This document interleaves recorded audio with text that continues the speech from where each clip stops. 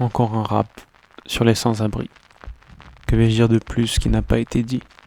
Donc je dédie ces rimes aux opprimés, aux déprimés, aux incompris.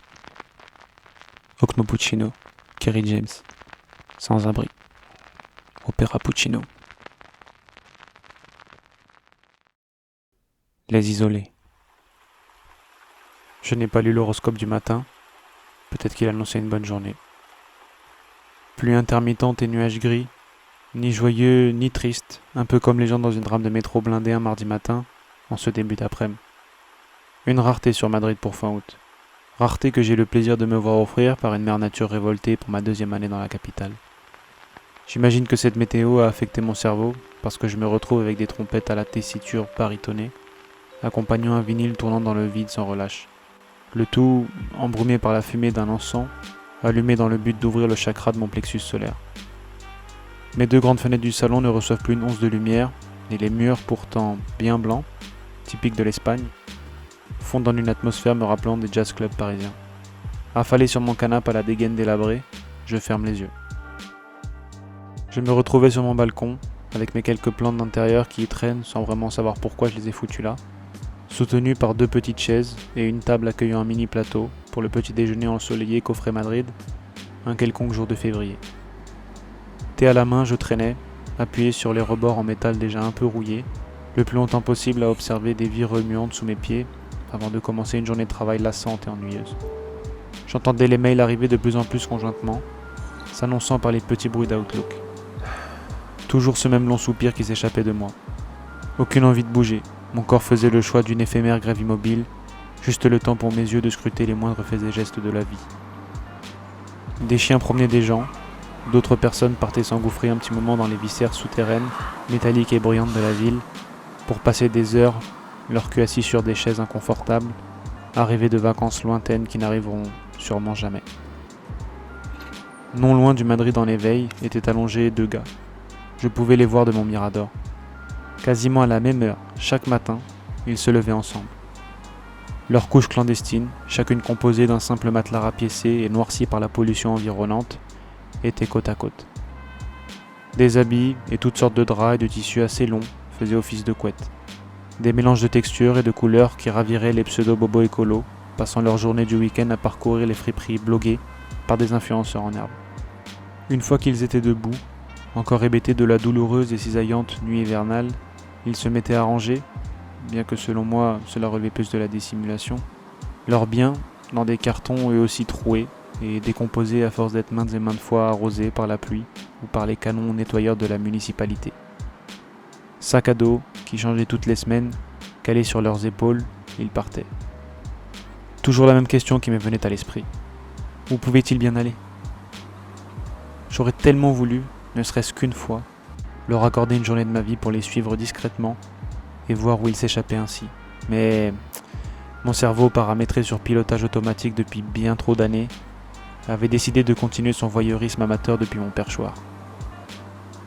Ils n'étaient pas vieux, bien que la rue les ait incessamment flétris. Sûrement la trentaine passée ou peut-être la vingtaine installée, impossible à examiner en fin de compte. J'avais pris l'habitude de les croiser à nouveau le soir en rentrant d'une longue promenade dans la ville. Ils se préparaient au coucher en buvant des bières, silencieux en surface, l'âme implorant une attention. Raconte-leur, Fad.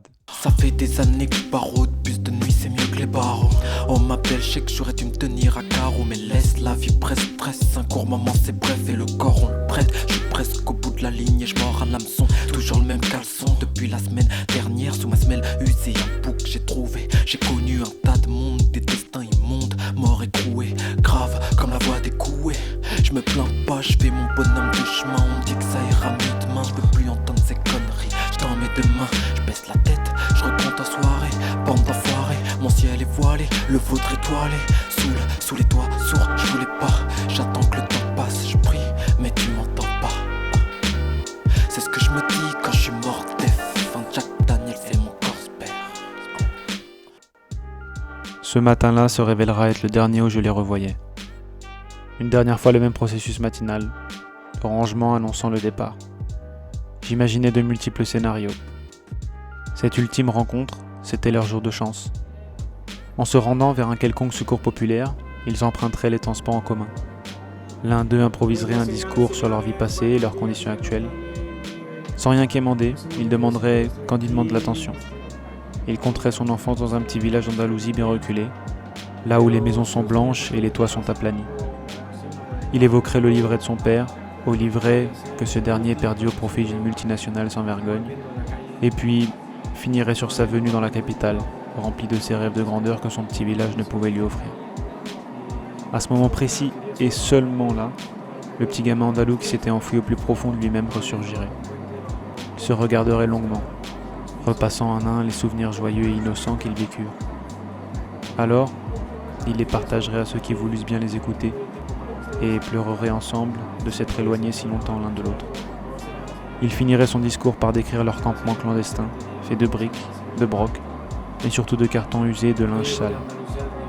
Au dernier mot qu'il prononcera, l'oreille, d'ordinaire inactive, d'une personne déciderait de faire passer toutes ces infos jusqu'au cerveau, et ça fera tilt. Il s'avérerait que cette personne eût été gérante d'une petite boîte de nettoyage et qu'elle n'eût jamais pensé embaucher des gens en quête d'une réinsertion. Elle ira les voir, leur payera 2 cafés et des tostadas dans un petit bar du centre de Madrid, non loin des bureaux de gros cabinets d'audit et de conseil, ces joyeuses Big Four, en signe de clin d'œil au futur, et ils discuteront. Le Mektoub jouera de telle sorte qu'elle connaîtrait les environs du village de l'un des 2 sans-abri, ce qui ne fera qu'accroître sa sympathie pour ces 2 types. Cette main tendue du destin les emmènerait se laver, puis passer un test avant l'embauche.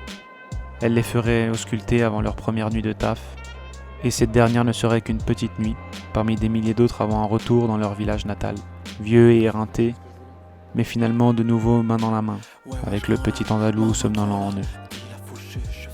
Aux 2 comparses d'en bas de chez moi, qui n'y sont plus. Je fais partie du décor, tu me vois plus sous la nuit noire, Ouais, je rends l'âme, ma main prend la, me dit la faucheuse, je fonce comme Van Damme, sous le porche, pas de véranda, Jack dans le Fanta, je fais partie du